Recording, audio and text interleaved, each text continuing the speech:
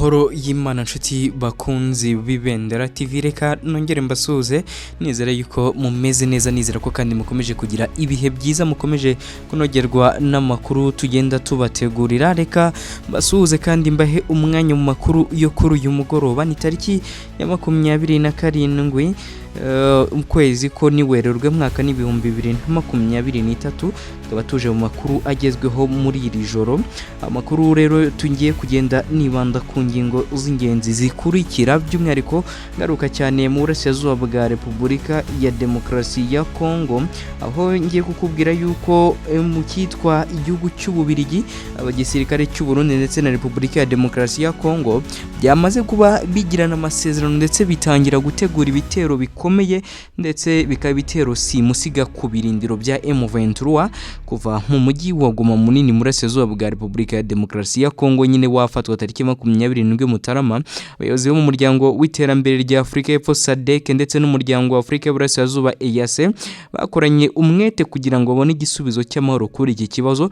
Icyakora kandi ku ruhande ngo Ubabiligi, Burundi ndetse na Repubulika ya Demokarasi ya Kongo bikaba ari byo byamaze kuba byongera ungufu mu bufatanye bwabo bwa gisirikare, bitegura ibitero bisimusiga ku nyeshyamba za M23. Uraza kumenya rero muri aya makuru tese ibitero bizagabwa ryari, bizagabwa hehe, dore ko bivuga ko igitero cya mbere cyo cyamaze kuba kigabwa kuko amaturu aturuka Iwarikare avuga ko indege y'intambara y'igisirikare cya Repubulika ya Demokarasi ya Kongo kuri uyu wa kane aribwo yarashe ku kibuga cy'indege cya Goma ndetse ihasenyera indege y'umutwe wa M23. Amakuru avuga ko FARDC yarashe mu buryo bukomeye kuri kiriya kibuga ikoresheje indege mu bwoko bwa Sukhoi 25 cyo kimwe na drone z'intambara. Nibyo tugenda tugarukaho rero, turaza kubitindaho tubyitseho tugaruke ese indege yari itwaye iki, yari irimo bande.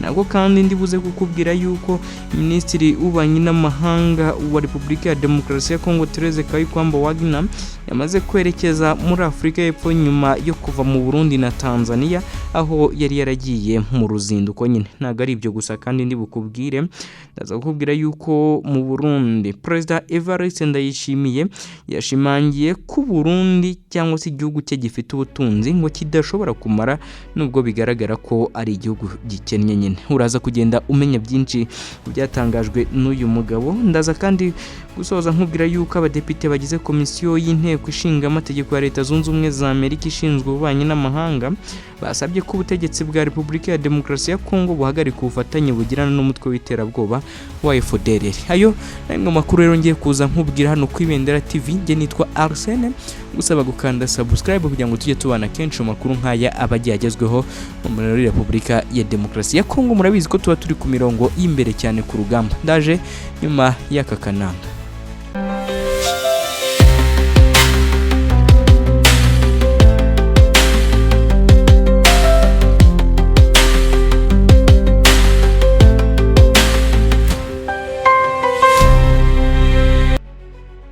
Reka ntangire nkubwira rero ko kuva mu mujyi wa Goma munini mu burasirazuba bwa Repubulika ya Demokarasi ya Kongo wafatwa tariki 27 Mutarama uyu mwaka, abayobozi batandukanye bo mu muryango w'iterambere rya Afurika y'Epfo SADC ndetse n'umuryango wa Afurika y'Uburasirazuba EAC bakoranye umwete kugira ngo babone igisubizo cy'amahoro kuri iki kibazo. Icyakora kandi ku rundi ruhande ngo Ubabiligi, Burundi ndetse na Repubulika ya Demokarasi ya Kongo byongereye ingufu mu bufatanye bwabo bwa gisirikare ndetse bitegura ibitero simusiga ku nyeshyamba za M23. Hagati kandi muri Werurwe hari indege nyinshi za gisirikare zavuye i Brussels zerekeza i Kinshasa, ziva i Brussels zerekeza i Bujumbura ndetse zindi ziva Kinshasa zerekeza Bujumbura.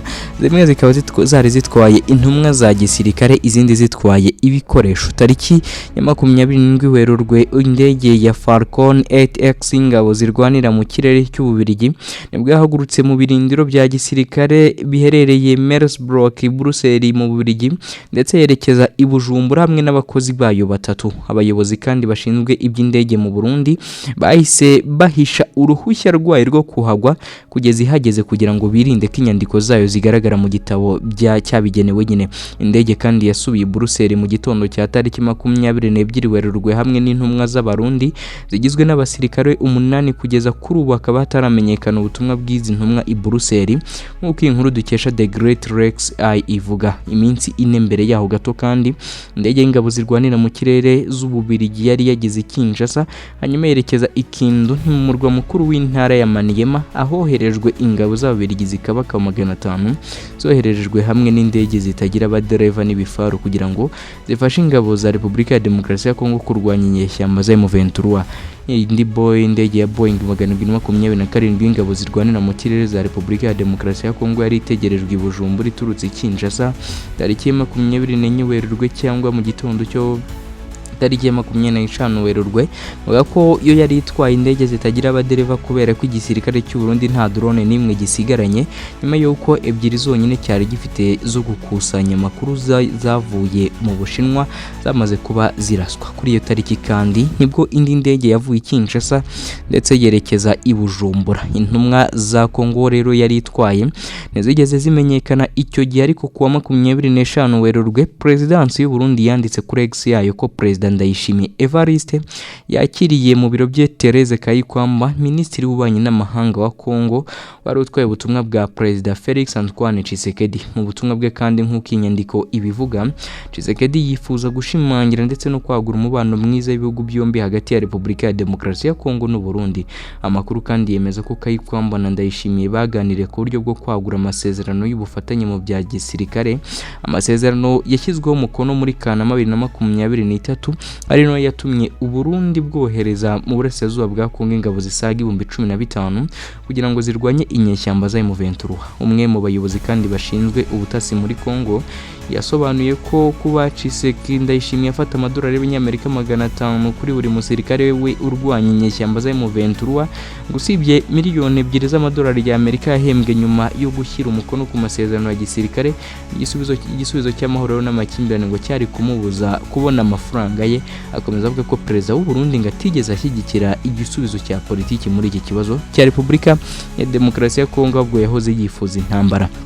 Bivuga ko kandi Ndayishimiye yohereje abasirikare benshi n'abarwanyi b'imbonera kure muri Uvira mu rwego rwo gusubiza inyuma inyeshyamba ndetse no kubuza abasirikare b'u Burundi, bagatuma ngo babuza nyine guta urugamba igihe bashaka gusubira mu Burundi. Amakuru atandukanye kandi yemeza ko icyemezo cya Ndayishimiye cyo guhangana n'iki kibazo cya Kongo hakoreshejwe ingufu za gisirikare ngari kimwe n'icy'Ubabiligi ndetse na Tshisekedi ubwe, nubwo Perezida wa Kongo amaze iminsi yigaragaza nk'uwiteguye gukurikiza imyanzuro y'inama ya SADC na EAC, inama zimuhamagarira kuganira na M23.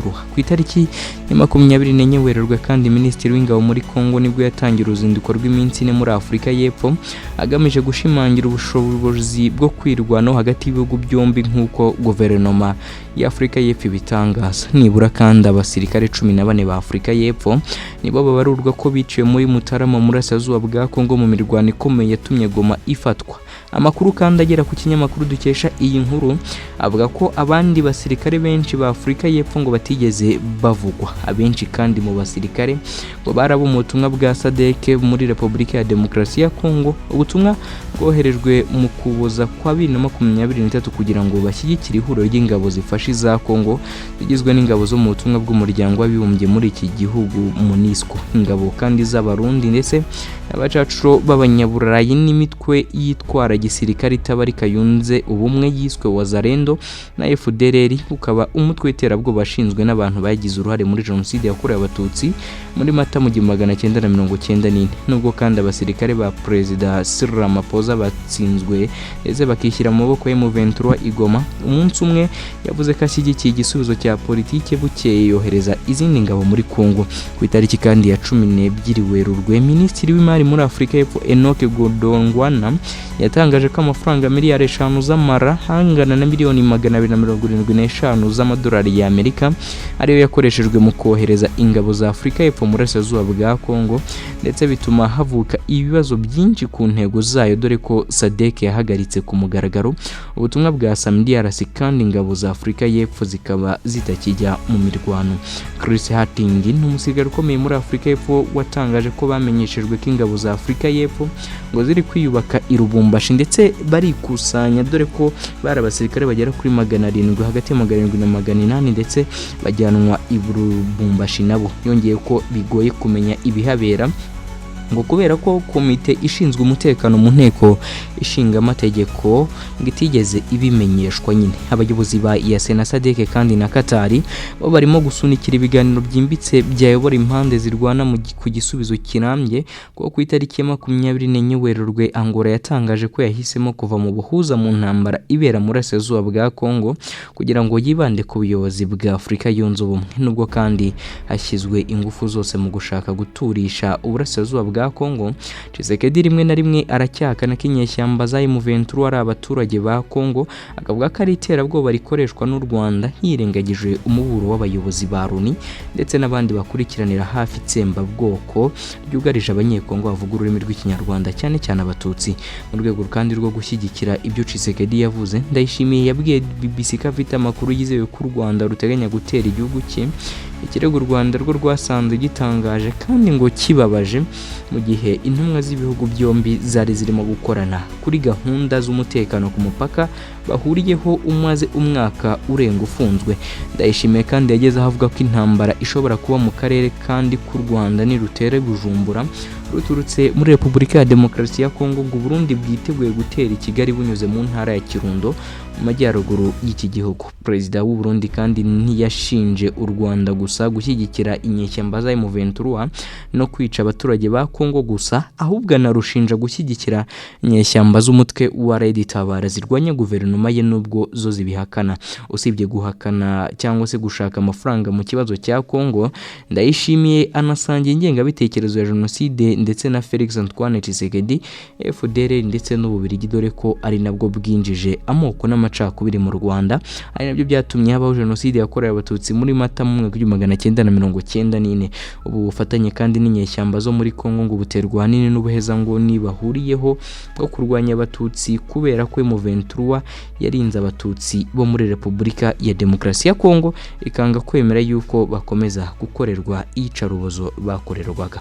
Reka ngane ku musozo rero nkubwira yuko ku mugoroba kuri uyu wa gatatu amakuru aturuka iwa Rikara avuga ko indege y'intambara y'igisirikare cya Repubulika ya Demokarasi ya Kongo kuri uyu wa kane aribwo yarashe ku kibuga cy'indege cya Kigoma ndetse yasenyera indege y'umutwe wa M23. Amakuru avuga ko FARDC yarashe mu buryo bukomeye kuri kiriya kibuga ikoresheje indege yo mu bwoko bwa Sukhoi 25 cyo kimwe n'inde na drone z'intambara. Indege y'M23 kandi yarashwe umutwe ukaba umaze igihe uyifashisha mu gutwara ingabo muri Warikare kuva mu byumweru bike bishize ubwo uyu mutwe wigaruriraga Warikare centre. Kuri ubu rero M23 ntacyo iratangaza kuri aya makuru, gusa FARDC yo ivugaho kurasa mu duce tugenzurwa na M23 mu gihe uruhande rwayo narwo rushinja uyu mutwe kurasa ku birindiro byayo biherereye muri Warikare ndetse na Kivu y'Amajyepfo. Itangazo kandi ingabo za Kongo zasohoye rwa ko M23 ikomeje kongera ingabo n'ibikoresho mu birindiro byari nako itera ibya FARDC. M23 na FARDC kandi baravugaho kurasana mu gihe mu cyumweru gishize ngo bari bemeranije agahenge mu rwego rwo guha amahirwe inzira y'ibiganiro. Nshuti bakunzi bacu rero munyemerere ngane ku musozo w'amakuru yaragezweho muri uyu mugoroba, mbashimira uburyo twabanye wowe twatangiranye kuva atangiye kugeza ku musozo. Mbifuriza gukomeza kugira ibihe byiza, bifuriza kunogerwa n'ubuzima. Tusubire mu makuru araza kubagezweho mu yandi masaha akurikira. Hagati aho mwibuke gukanda subscribe.